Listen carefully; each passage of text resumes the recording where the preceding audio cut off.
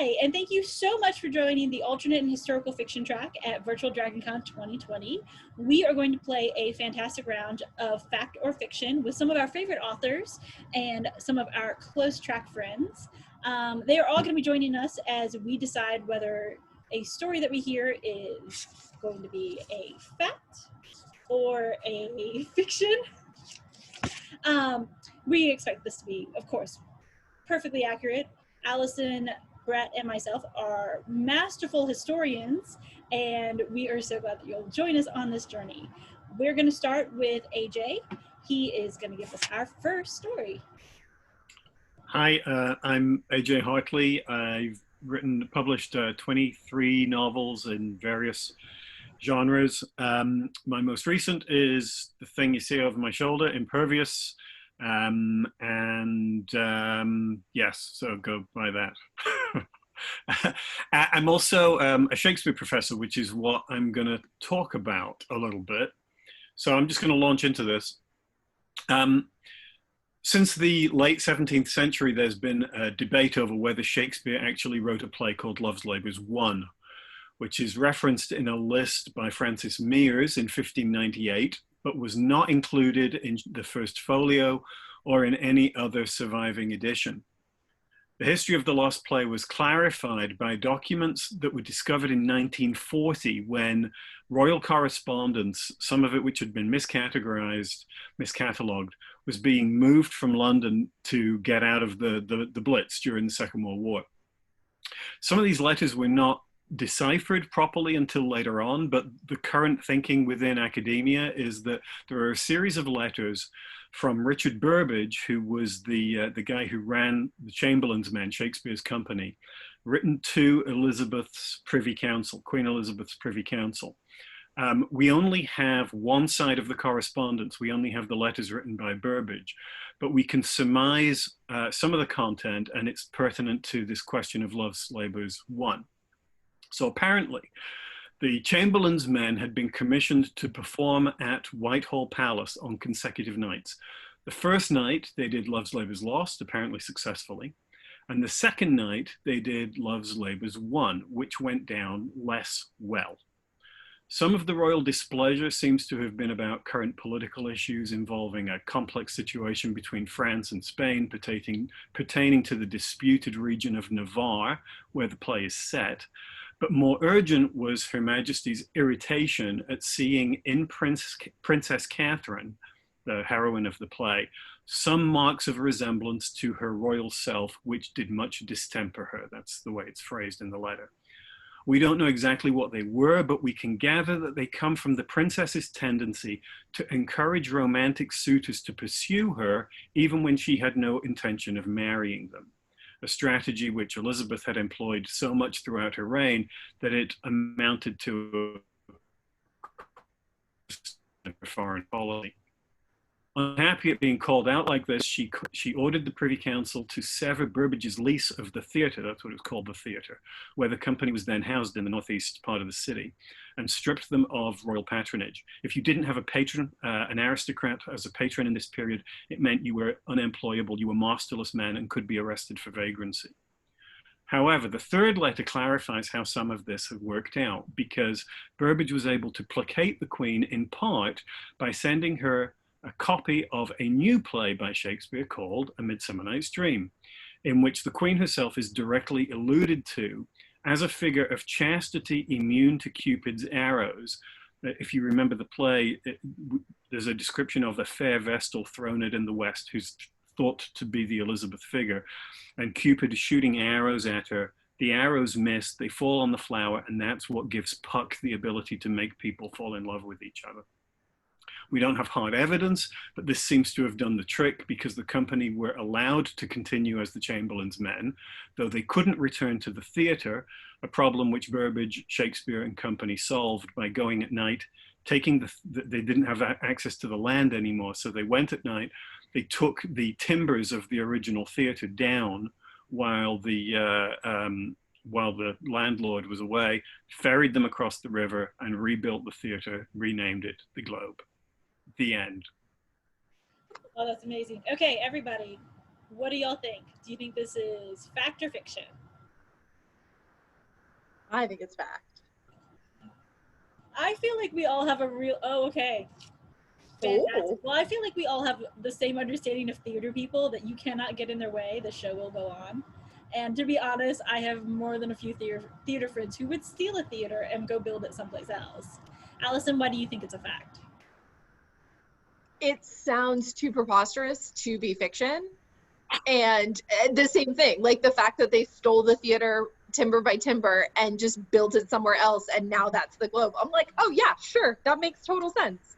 Not to mention the part about the Queen being pissed off about the politics of the day and be like, yeah, you're done. Like, I could see that, absolutely. Oh, that's fantastic. Brett, do you have any different thoughts, or do you agree with Allison? Honestly, same. Having gone to a arts college, essentially, theater kids can be petty. I could see them definitely stealing a theater and rebuilding it. Nice. AJ, Oh, you yeah. get us out of our misery. Let us know. Is it fact or fiction? Well, it's complicated, but No! Are you kidding me? I had a feeling, but I wanted to go. You Yeah. really have sucked in. as with all good stories, there are little bits of half-truth in there, including the part actually about the rebuilding of the theatre. That's Okay. true. So the petty part, we were right about. The stuff about the documents connecting to Elizabeth and Love's 1 is all made up. So audience, in case you were wondering why we asked all of our participants to vote with us, it's because obviously, as the first round has proven, Allison, Brett, and myself may not be quite the experts that we originally knew that we were. Awesome. Thank you so much, AJ. That's fantastic. So our next author who's going to speak is going to be Jagi. And if you'll please introduce yourself as well as give us your fantastic story.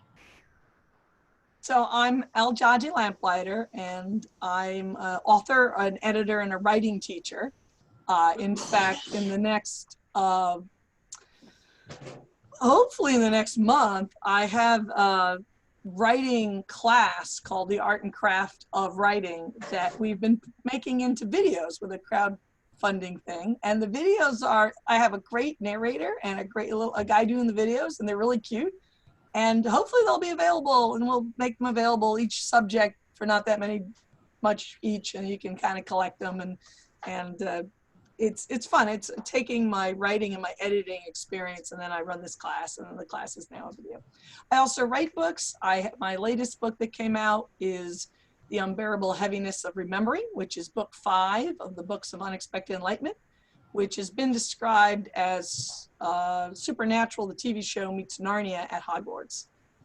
And I think that's all you need to know about it. So this is my story. So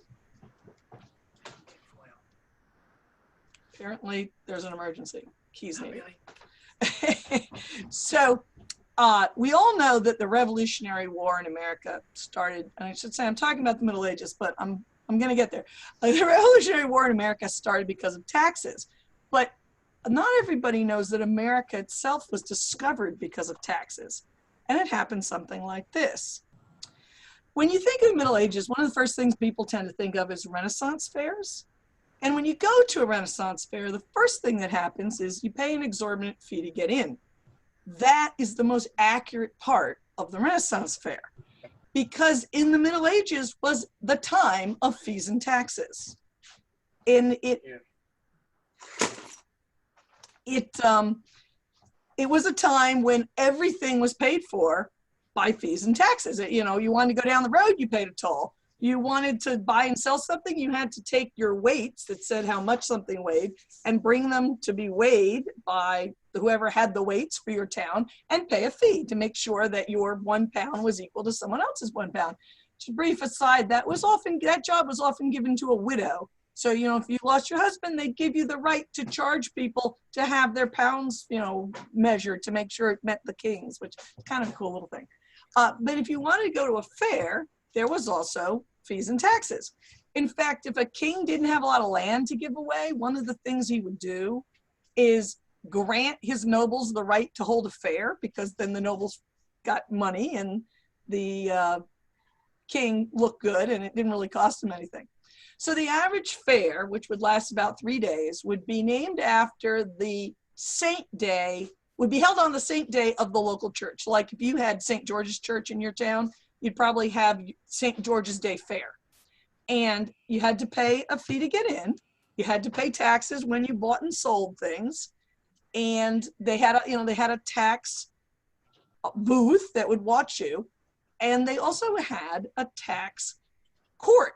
A fair court.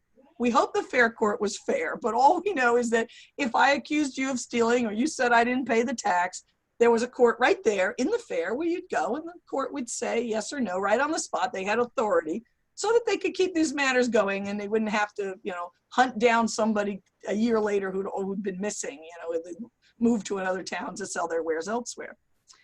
And the fairs were fenced, so you could make sure you got that fee when they came in. And they would have two types of people. One was traveling salesmen and the other was locals. Traveling salesmen sold stuff you couldn't get other places, like pre-made shoes or cloth or the dyes, things like that. Locals sold livestock. And there were certain fairs that were known particularly for certain livestock, like horses. There was even a geese fair. I think it was in London. In England had a geese fair. Everybody would bring their geese and you'd get a better price than if you went to the local fair. And the most famous fair, the biggest fair of all, was in Champagne in France. And it was the big one because the people, the Muslim and Jewish traders coming off the Silk Road could get there. They'd put in a whole bunch of canals so that people could get down to where it was. And they were so big, there were like 5 of them in Champagne, and they would go on for about 7 weeks at a time. They were so big that a lot of the sales companies started having permanent facilities. It became their international headquarters for their company. So maybe you sell dyes or you sell silk or something. You actually just keep something there all year round.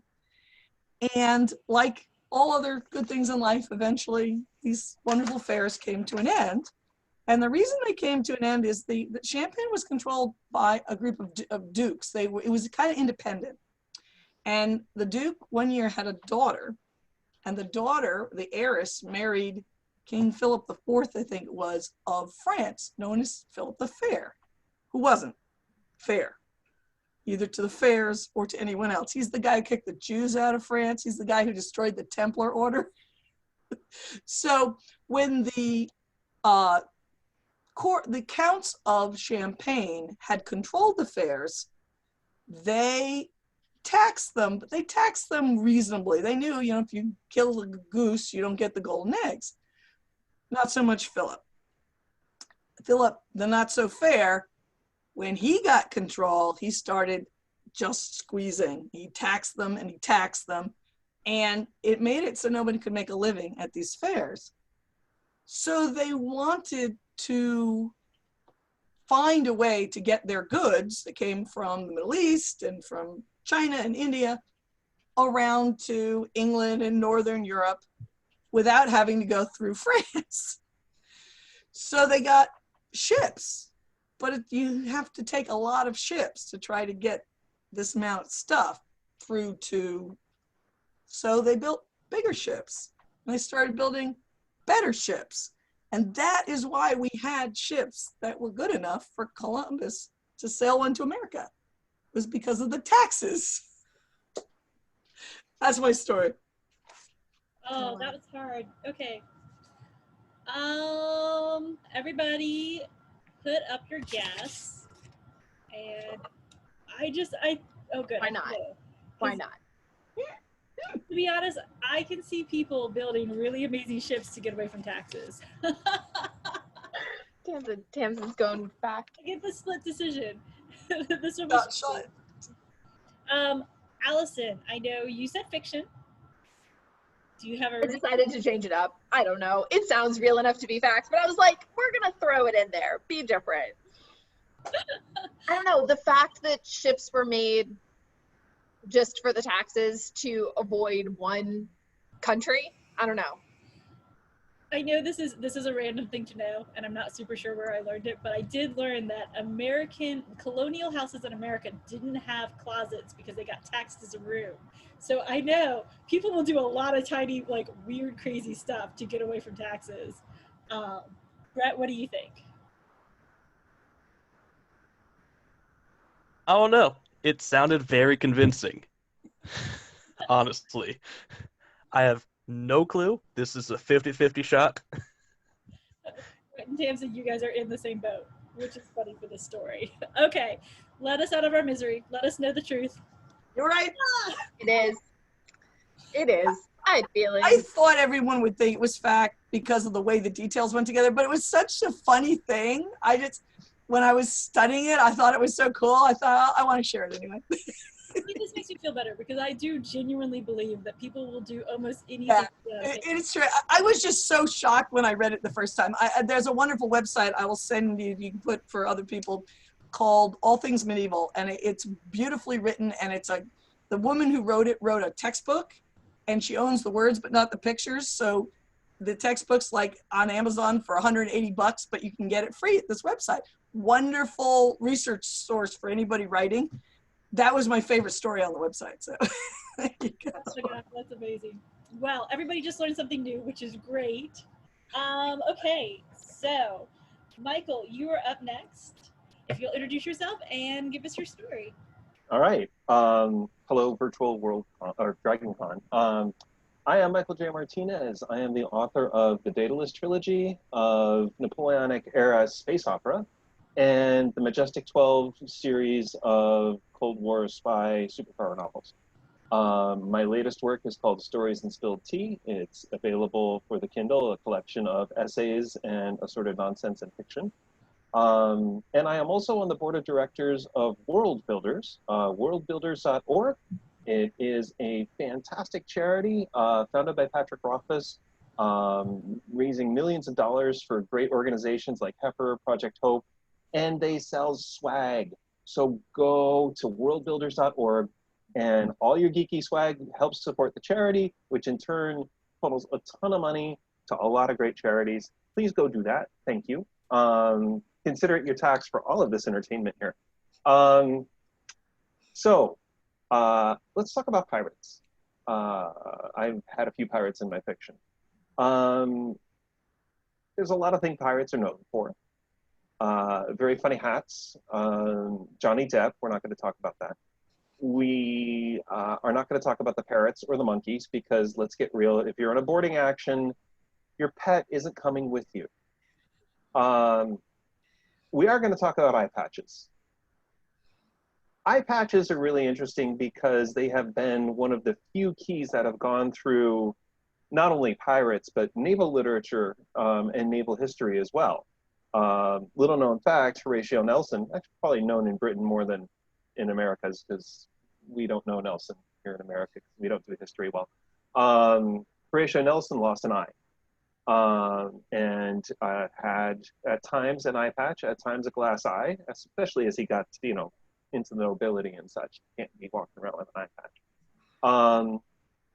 So eye patches were assumed that you lost an eye in battle, like Nelson.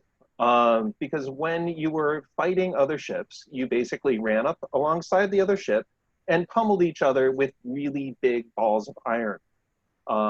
When that happens and the ball goes through the hull of the ship, it creates just a cyclone of splinters. If the ball didn't hit you, which would have been a mercy because at least you ducked, if the ball didn't hit you, you were just in a complete shower of wooden shrapnel that went everywhere. It was horrific. And so you would lose an eye. You would lose a leg. You would lose all kinds of things. The shrapnel could be small and needle-like. It could be a large chunk of the ship that impales you. The common conception, of course, is that if you wore an eye patch, that you lost an eye to this. Same with the peg leg. But we're not talking about peg legs today. And no, they really didn't hide booze in the peg legs because that's really not efficient. There is a different reason why pirates and other naval folks, but mostly pirates, wore eye patches. And it wasn't because they lost an eye. If you were a pirate and you were fortunate enough to have two eyes, you would still wear an eye patch and here's why. There comes a point in a naval engagement where you want to go and board the other person's ship so you can go take their stuff. Now, they're not going to like that, and they're likely going to retreat below decks and wait for you there with guns and sabers and boarding pikes and just death, all kinds of things to get you. Now, you're in a bright upper deck, you go across from your ship to theirs, and then you go down into the dark. It takes a little bit of time for your eyes to adjust from the light to the dark, during which time they stab you. So what these savvy pirates would do, and again, apologies for the Johnny Depp reference there, what they would do is they'd have an eye patch, so they'd be fighting, okay, in the daylight and everything. When they're ready to go down, flip the eye patch over. This eye is now adjusted to the dark. You go down, you can see the death waiting for you, and you can fight your way through. And then, of course, you take all of their stuff and kill everybody. So that is really why pirates have eye patches. Not because they've lost an eye, although a lot of them did, but more importantly, so they could really get the drop on other people when the other people are trying to get the drop on them. That is a fantastic story, or a fantastic truth.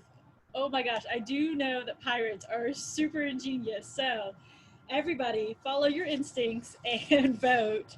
And yeah, I don't know if I just think everything's true. Oh, okay. We're going to start with Alison. Alison, please tell me why you think it's a fiction. Because it sounds so real. It sounds so smart, and it sounds like, yeah, that's a genius reason for it. And I like, as soon as he said, when you're going down below decks, I was like, oh yeah, absolutely. So that one eye is already in the dark. Like, that makes sense, but I don't know. He wants you to think that it's true. And so that's what I went for. I genuinely believe that pirates are that ingenious. I mean, they had their own golden age, and they took over the best place to be, which is the tropics, with all of like the fantastic beaches. So, okay, Brett, you're as usual our tiebreaker. What do you think? I've heard this story before. I'm 99% sure it's true. I use this same technique at night when I have to turn on the lights. I'll cover one eye.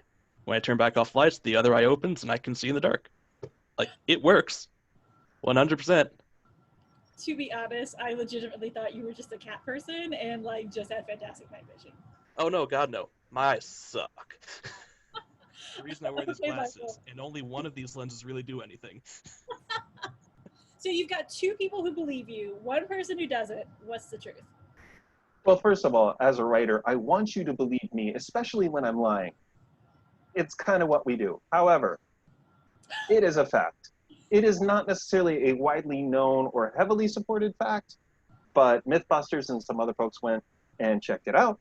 And yes, absolutely, if you were a smart pirate, you did it. If you still had two good eyes, which not all of them did. So now all of our DragonCon attendees know what to do if they are in a dark room or in a bright room going into a dark room. So the Bunny Hutch, or pretty much any of the DragonCon parties next year. Remember, yep, just one eye at a time, and you will be set. Yes. We're going to have everybody at DragonCon wear eye patches next year. That's how we know we were successful. Oh my So God. please do that. You heard it here first. We're bringing it back. Yes.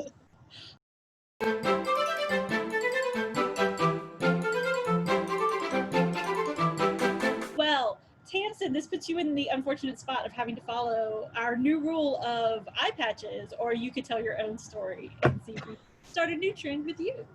I am not telling an eye patch story. I'm so sorry. Though I have written something for Faith Hunter that had pirates, but I didn't know the thing about that. So maybe if I continue it, and I have to steal it from Michael. See? So anywho, hi, I'm Tamsin Silver, and I'm an author with Falstaff Books. I have both urban fantasy and historical fantasy that I work on. One of the things most people know for urban fantasy was Sky of the Damned, because it is a web series as well as a book series. Other than that, my historical is The Curse of Billy the Kid is the first book. It's behind me, but kind of can see the cover here a little better. And it's obviously based on the Lincoln County War in New Mexico in 1878. Book 2 is The Torment of Richard Brewer, and it comes out a week from today. So everything has been turned in, so John's just getting it ready to put out. So I'm excited for that one to come out, to be able to read the continuing story. It literally picks up minutes after this one ends. So if you got a chance to read it, you like it, new one's going to be here soon. And the third one is The Murder of Cricket Kugler, and it comes out probably in very early of 2021. Oh. And you can find out more at tamsinsilver.com. My story, of course, since I've been studying the Lincoln County War, takes place during the first day of the 5-day battle, which is in book 2 of The Torment of Richard Brewer. So all of the regulators, they sneak into town, and they there's like 40, 50 of them, and they come in late at night, and they take all the best spots in town because they plan to take the town over from the dirty sheriff and all of his men. And so they all take places, and 5 of the volunteers, they're not actual regulators, but 5 volunteers, Hispanic men, take the Torion. And the Torion is a, if anyone has ever seen pictures of Lincoln, it's a cylindrical building made of adobe bricks, and it goes up 3 stories. And it usually has a stone fence around it, okay? And it's made for fighting off Indians. And so they were able to take the Torion, which is the best battle spot you can have. And then they dispersed amongst all of the bars and everything, take over the place. In the morning, everything's quiet, and the other guys are coming around. And of course they come into one of the pubs and they run into Billy, and everything goes from there, and gunshots and everything begins. So a lot of people die during the 5 days. But the first person who died is the one that when this was told to me, I thought was something everyone should know. So his name is Daniel Huff, and Daniel Huff is the first person to die in the 5-day battle. And there's a lot of gunfire going on. You've got 2 groups who think they're right. You've got the people who are wearing badges and the people who were wearing badges, and everybody thinks they are okay and they're firing across the town, and people are walking up to Fort Stanton to complain, and no one can go out of their houses. And there's a break, and Daniel Huff, who's a carpenter, who did help build the Tunstall store. And Tunstall's death is what starts this war. So he goes out to his garden, and there's some gunfire, and he keels over and he dies. And everybody thinks he's been shot, and that's not the case. So Daniel had a small problem. Daniel liked to visit the town brothel. And so I like Liz's reaction. And his wife told him, if you go to that brothel one more time, I'm going to kill you. And so that's exactly what she did. So what happened is that she poisoned him, and he died. He poisoned him over breakfast, and he went out to take care of his garden, and keeled over and died of poisoning. So they all went out and got him, and there's more gunfire as they go to bury him. And so they've chosen a spot to bury him that is between the Huff house and the Baca house, and they're trying to get him buried back there. They've dug the hole. And so the McSween servants, Bates and Washington, take him out to bury him. And the hole is dug, but all of a sudden, all this gunfire erupts. And so they drop him into the hole head first. And it is believed, it's possible that he is buried upside down, feet top, and that's how he is today. End of story. Oh my gosh. Okay, so I'm a little concerned because my first instinct when I heard that is, as a spouse, I would totally do the same thing. Ask the group, everybody, if you guys will let me know what you think, if this is true or fiction. And I am totally gonna phone a friend in. Oh, you guys are. Oh, okay. See, I'm very indecisive. Oh, okay. I'm gonna go with the group. I'm gonna say I think it's a fact too. Tony's the only one who says fiction. I will be super legit if I was that wife. I would be like, and I know that I, like I said, is possibly a terrible spouse. Enjoy. Why do you think it's a true story? Away. It just sounds believable, you know? Like That's it's my just one of job. those crazy things that probably you wouldn't think it at first, but maybe it is. I don't know. Okay, Allison. No. Okay. Well, we're just gonna take the fact. This is why we have signs. That's okay, because you know what? We're gonna cut straight to the chase, and Tamsin, you're gonna have to tell us: is it true or is it fiction? Yes. Okay, so everyone go to Lincoln and look for the buried upside down man and know that he had it coming. That's what they believe. They honestly are pretty sure there's a chance that he dropped in and they just covered him up, and that's how he is in there. And I bet when it ended, his wife was like, he had that is what he deserved. Yeah, and they split. The wife and the kids were gone the next day. Like they got out she killed him and they were like, peace out. And they left town and they went to Texas. And I was going to add one other thing in and then I chose not to, but I'll tell you guys. So the 5 guys that went to the Torion, in all of the history that you read, the next thing you read is that the other team has the Torion. There's not a single piece of evidence that says how the other side got in there. So there's 5 missing men, and I've never been able to find out what happened to them. I've dug everywhere. So in the book, I literally spent months on this and finally was like, you also write fiction. Make that shit up. Well, I'm so glad that your story wasn't about the 5 other men, because there's no way we would have known that you were lying. One of the joys of writing fantasy and science fiction as opposed to history is that we do the research and then we can just make it up. Right? Oh, that's awesome. Okay, Captain Tony, we've heard about pirates, we've heard about Shakespeare, and we've heard about a very unfortunate man who made poor life choices. It is your turn to tell us a fantastic tale of your own. All right, so I am Tony Ballard-Smoot, also known as Captain Anthony Lagrange, and I've been doing panels here on the DragonCon Alt History track for about 10 years now. And the story I'm going to tell you is about one of my favorite places in the United States, New Orleans. So I love New Orleans for the food, the atmosphere, the people, the history, and the murder. That's right. So New Orleans has a vivid history of things going awry, vampires, pirates, all sort of things. But I'm going to tell you about the Axeman. So in the 1900s, around 1911, I believe. 1911, actually no, 1918. From 1918 to 1919, there was a series of murders known as the Axeman murders. And as the name, suggests, the murderer liked to use an axe to chop up and kill his victims, as well as a straight razor. Now, New Orleans being the city that it is, they didn't panic too much until there started being more and more and more murders.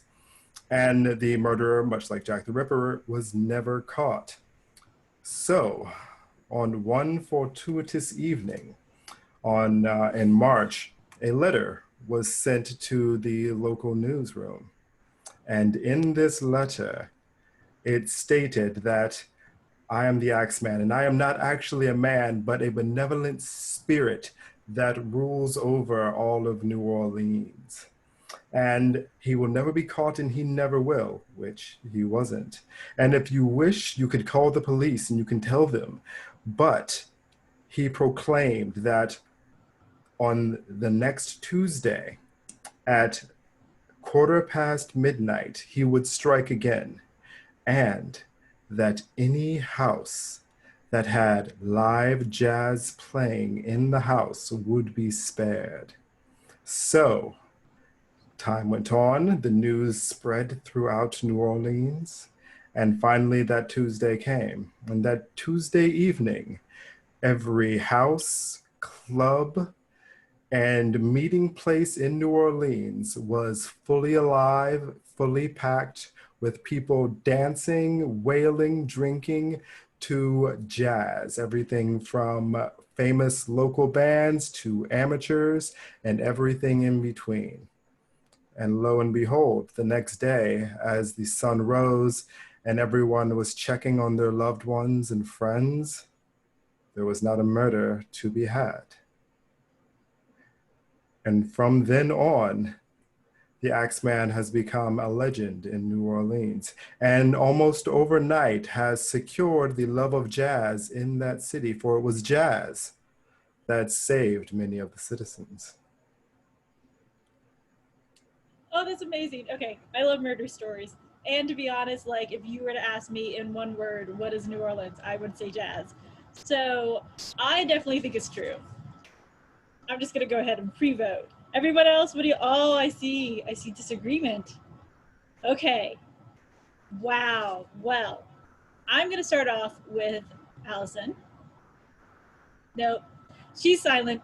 She's now a silent partner in this game, which is fine because she agreed with me, so we're gonna keep it that way. Nobody gets to ask her any questions. She's staying with fact. All right, but Brett, you disagreed with me and Alison. Why? Gut feeling, honestly. Like, I liked it. It definitely seems plausible, but I still just have a gut feeling that this is fiction. But New Orleans is definitely a city that if you said, hey, if you don't want to die, you got to have a party, they'd be like, I gotcha. Oh, I 100% believe that. I've been there. I know that. I believe that. Oh, amazing. Okay, Tony, we got differences of opinion. You'll have to give us the right answer.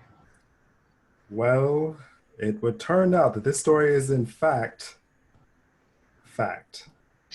And you can look up the story of the Axeman who killed 6, injured 6, and was never ever caught. I will say I do feel like New Orleans is a little too like alive with ghosts, so be aware when you go play some jazz. Hope that he skips you in case his ghost is running around and is hungry for blood. Well, thank you, Tony. That was amazing. And I feel better because it was right. Jean Marie Ward, you have our final story. It's a pleasure to see you. If you don't mind introducing anything you've got going on right now and then telling us your story. Okay, hi, I'm Jean Marie Ward, and I apologize for being late, but who knew virtual conventions could be as crazy as the real things? I got 7:30 on my email. Anyway, so I write fiction, nonfiction, and everything in between. I've got a foreword in the new Perspective Press anthology called Concrete Dreams, Witches, Warriors, and Wise Women. And I've got 2 novellas coming out next year from Falstaff Books. Either 2 urban fantasies or 1 urban fantasy and a steampunk. We'll see. John Hartness has not let me know on that because that's the way it goes. And yeah, I kind of cheated because I knew the Axeman story was real, because there is some sheet music out there called the Axeman's Rag.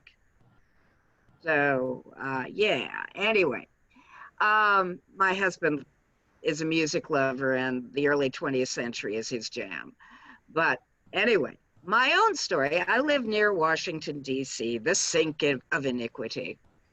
And my own story takes place in my hometown, Washington, D.C., and as befits this election year, it's all about an election. Only this particular election happened in 1884. Now, there were several candidates running in 1884, including a Republican named Blaine, who was much favored among Tammany Hall because, well, he was as crooked as the rest of them, even though Tammany Hall was a bunch of Democrats. Well, the Democratic candidate that year was a man named Grover Cleveland. Now, Grover Cleveland was somebody called a Bourbon Democrat.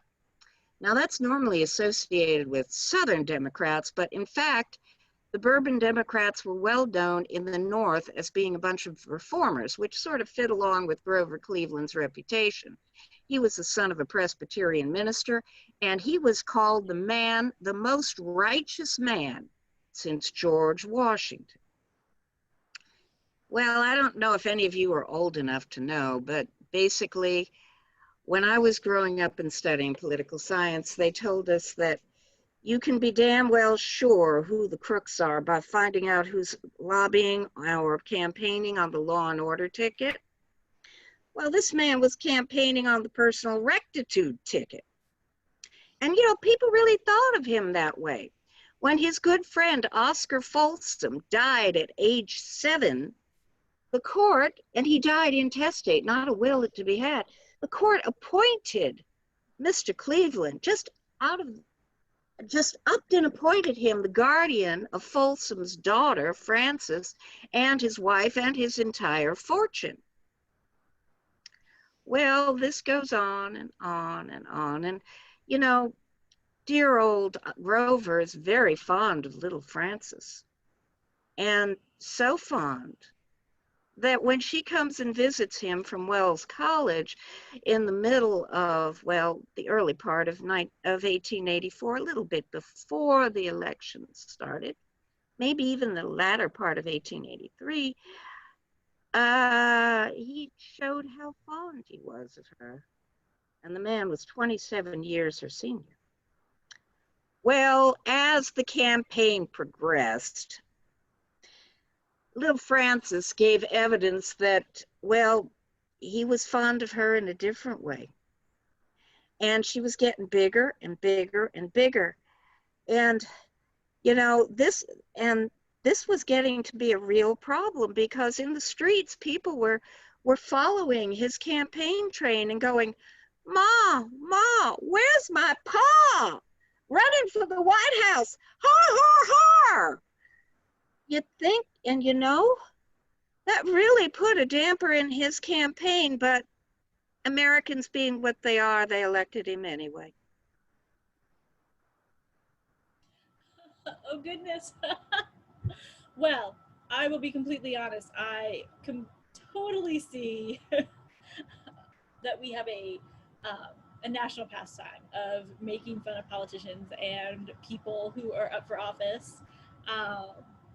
So everybody, what do you guys think? Do you think that this is fact or fiction?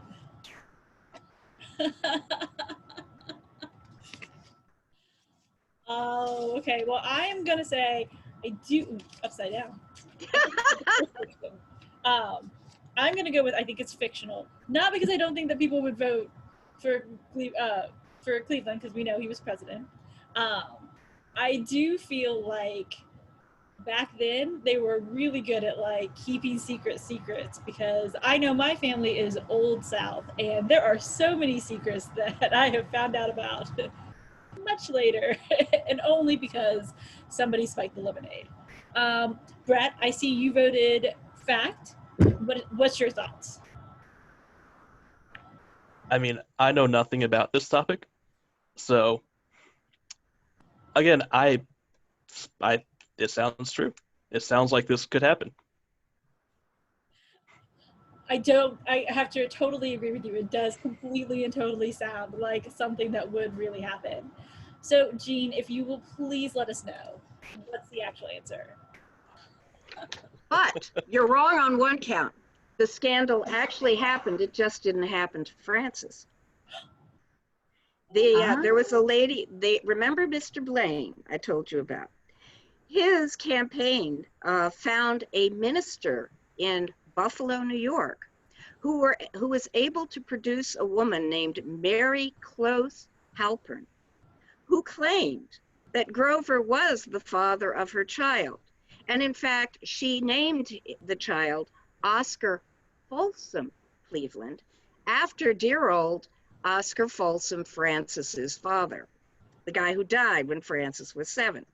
And yes, indeed, Grover Cleveland did marry Frances in 1885, and she was indeed 27 years younger than he.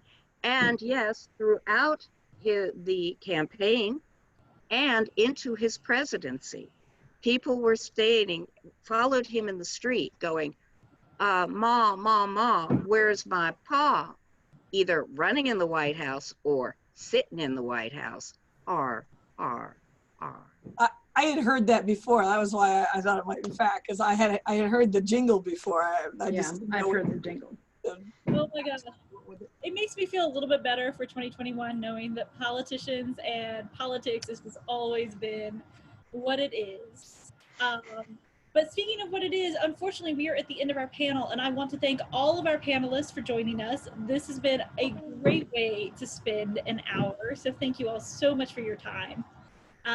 If any of our DragonCon attendees want to see more from the alternate and historical fiction track, you can see our entire schedule of DragonCon events as well as the events that we're hosting in our own channels at alternatehistory.dragoncon.org. So please hop over to our landing page. We have our social media there. We have a ton of more great panels that you can watch. And for this panel, we will make sure that all of the links and books that everyone's talked about will be available in our Facebook. So thank you guys so much for joining us. This was so much fun, and I would be so excited to see you all in 2021. So please take care of yourselves so we can do this in person. Awesome. Thank you guys. Thanks for Thank having you us. so much. This was great. Thank you so much. This was Everybody stay safe. Yeah, you too. You too.